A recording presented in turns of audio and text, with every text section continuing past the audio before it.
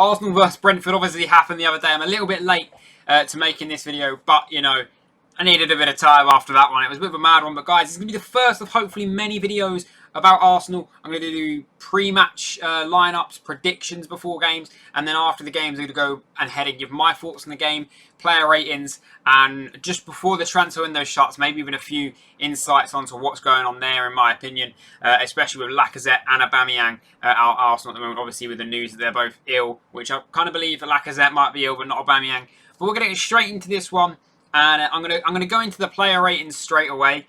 I'm only going to do the starting 11, not really the subs, just because they didn't really change too much themselves. But starting off, Leno will start in net. Obviously, Leno in goal at the moment. Obviously, we're looking for another keeper, a backup keeper at the minute as well. But realistically, probably could have saved one of them. Other one wasn't that great. I mean, I'm going to give him a 6, and that may be a little bit generous, maybe a 5. But that's just purely because it wasn't an awful game. It wasn't a great game. It was just kind of bang average. But he's not really one of the main people to be talking about in this. Moving forward on to Tierney. I'm actually going to give Tierney a 7. Better than average. Better than everyone else, pretty much. Him and Smith Rowe were better than everyone else. But in the game, he just crosses to no one. And this is like what I mean. We're really missing someone in the box that can just get their head on the ball. Just get themselves in and amongst the box. Like Olivier Giroud would have done for Arsenal a few seasons back. Well, more than a few now, but imagine back then saying, oh, we needed Giroud. If we'd have had him staying in this team, he would score probably more goals than Aubameyang and Lacazette did last season. I'm not even joking. The amount of crosses we put in the box that would be perfect for someone like him, and no one gets on the end of it, it's ridiculous. But Tierney was creating chances. He was causing them problems. Unfortunately, we just had no one in the middle to finish it off. Balogun probably should have scored as well. We actually had 22 shots, I believe it was, this game, which is the most any Premier League team has so far this season.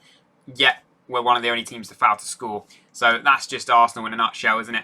Moving on to the other side, we've got Callum Chambers. And I'm honestly going to give this guy a 4 or a 3. Actually, we'll go over 3. I really do not rate him. I'm sorry. Nice lad. I love the players to bits as they are, but I just don't think he's good enough for Arsenal. But then again, it's one of the positions we are quite weak in. The first goal was realistically his fault in my eyes. But it is what it is at that point. We really need to look for a new right back. He didn't have a good game at all, and it really was not a good one from him. Moving on to the centre backs though, we'll start off with the new player Ben White. I'm going to give him a 6. Actually, yeah, we'll give him a 6. It wasn't bad. It wasn't great. I mean, it was just kind of average, wasn't it? It just needs to be a lot better, really. But again, we can see 2 to Brentford, one of the teams that are likely to struggle this season. The first goal being, in my eyes, completely Callum Chambers' fault. The second goal, obviously, came from the corner. I believe Ben White probably could have got to that one as well. But he did a few good things, to be fair, when tracking back. He looks quite composed on the ball, which is something we don't actually have a lot of in our centre-backs, in my opinion. And next to him was Mari, another player I don't really rate that well. I'm going to give him a 4. I just don't rate him whatsoever. It just is what it is. Moving on, though, with that. Rob Holding, I believe, was on the bench this game. I'm going to quickly double-check that. Yeah, Holding was on the bench. If he's fit enough to be on the bench, I think he should have started.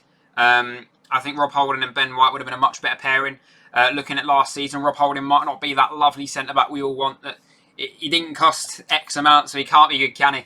As Wenger said. But look at when we get our clean sheets. It is when Rob Holding's in the back line with someone. And I honestly believe he probably should have played this game next to Ben White, but it obviously didn't happen. Going forward, though, and we've got Sambi we'll move on to next. I'm going to give him a 6. At moments, he did look very good.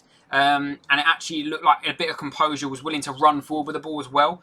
So it was actually nice to see. I haven't seen enough of him yet to really make my mind up on him fully, but he looks like quite a decent little player. And I think it's definitely better than what we've got, so that is a step forward for us. He actually did play a nice little chip over the top. I think it was to Emil Smith Rowe. Just couldn't quite get on the end of it, but it was a nice little ball as well. But I'm going to give him a 6. I think he did it all right in the game, but again, not the best ever as well. Moving forward, though, on to Granit Xhaka, and oh my God, how many times have we seen this man make that mistake at the edge of the box where he just thinks he's got so much time and he just doesn't. It's unbelievable. I'm going to give him a 5 for Granit Xhaka. Moving on to Pepe next as well, we'll go to. I'm going to go 5 again. I don't think he had a great game. I don't think he had a bad game. It was one of them ones, wasn't it?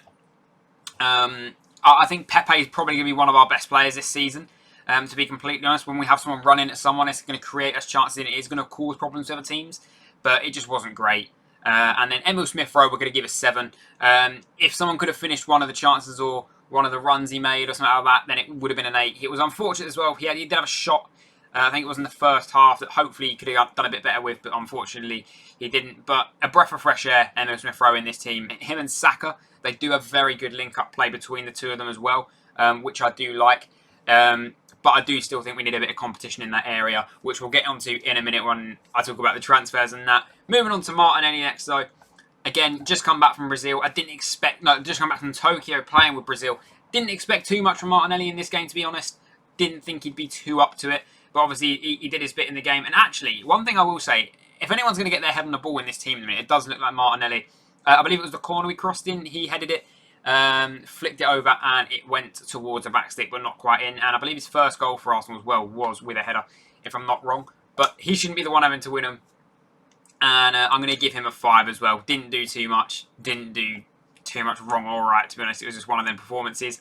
And then moving up top, we've got Balogun, again a 5, just a completely average performance there up top. Didn't score, didn't really do anything. He did have a chance to score. He took an extra touch when he probably should have shot. But from what I've seen from Balogun, he does like to try and get that extra touch off another shot, or just try and take the extra player on and take a shot. But again, it was his Premier League debut. He was probably slightly nervous, but I definitely think it's something in the cup games, the League Cup games as well. We should probably use him just to get him just get him out there. Obviously, with this season having Lacazette and Aubameyang who haven't been doing the greatest. I mean, I don't think Aubameyang's been that bad. I don't think Lacazette's been that bad in pre-season. Whereas Aubameyang hasn't had the greatest pre-season. But let's actually move on to them two. Lacazette and Aubameyang apparently both out ill. I believe Lacazette is ill. From what I've heard, he may actually have COVID, but I don't know why Arsenal haven't reported on that. But that is just something that I've heard. Aubameyang, on the other hand, I don't believe he's ill at all. I believe he doesn't like Arteta, and I don't believe he likes the way the team's going. Here's my honest opinion on that. I don't believe he wants to play under Arteta anymore, and I don't believe he believes in the system that we have going on, or the system that Arteta believes we have going on. That's my opinion on that. The transfer side of things, we need to sign some players. We need a right back. We haven't even dabbled in the market for a right back realistically. We need another goalkeeper, because if Leno gets injured, we are fucked on that front. Onana would be a great option if we can keep Leno fit till at least November. I believe that's when his ban ends, or his suspension ends. Keep him, get Onana 6 million. He's better than Ramsdale. He's only 6 million. Ramsdale's going to set us back 30 million for a player I don't really believe is worth it, and I don't think we need Ramsdale. I think we can go for Onana, and I think it'll be much better for us. And then players like James Maddison, I know it's not happening anymore from what I've seen. Fabrizio Romano came out saying it was never really close. I don't know why we just didn't throw the money at him. I think it'd been great to get in this team. We're now going to be paying, I think it's 50 million euros for Odegaard. I do believe it's overpriced. But realistically now, it's an extra player in that position that can compete. Is he better than what we have, apart from Smith-Rowe? I don't think he's better than Smith-Rowe at the minute, to be completely honest. But is he going to compete there? Yes. Can he do well in the Premier League? Yes. But do I think he's the right purchase? No. Apparently, after we've got Odegaard, we're going to look into buying Our, which I think could be great for us. We do need to strengthen up the midfield. It's one of our weakest areas at the moment. Because what happened under Emery, we were scoring loads of goals. We were just conceding too many. Arteta comes in, shores up the defence, but we've lost everything going forward. But the whole time between both their managers, the midfield was weak. And I think that's something we really need to look to strengthen. But yeah, that's my thoughts on that as well. In terms of the game, though, it is embarrassing. The way we play, we just play Brentford and we don't have a play style. Brentford had a play style. They knew what they wanted to do and they came at the game and they did what they wanted to do. They brought the game to us at points. We started off bright. And then they just got into it and they took their time and they scored and they did what they needed to do. On the other hand, we go forward and we don't really look like we're doing. We know what we're doing. I don't think we have a game plan. And if we do have a game plan, it is purely get the ball to Tierney, have a cross, get the ball to Pepe, and wiggle your legs until you get round someone. That's kind of what we have at the moment. And I don't really think we have much more. If Saka's playing, we're trying to put all the pressure on Saka and Tierney and Pepe, I feel like, at the moment, and Smith-Rowe. We don't have a play style whatsoever. We need some form of quick, fluid passing. When we counter-attack, we're so slow.